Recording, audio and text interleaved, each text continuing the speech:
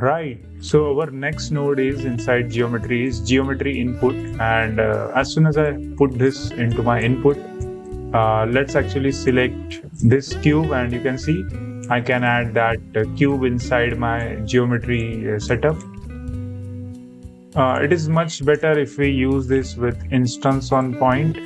Let me actually just connect it here, and let's actually do a cube on instance. As you can see, it does the same operation but with help of geometry input, and obviously you can also take input from your geometry, main geometry, and that's how it works. For collection, it is just going to take a collection and it is going to take that value. And if I do not that transform geometry, it is going to transform the geometry on the basis of that.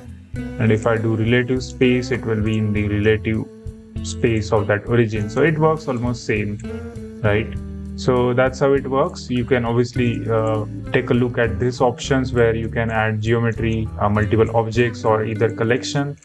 Then you can set if it is in the relative space. If you want this into relative space, you can or not. Or you can switch it as an instance as well, which is going to create a copy, and then you can replace this with the original one, right? Original object. So that's how it works. Thanks for watching. Like and share this video and subscribe to channel so you don't miss the next part.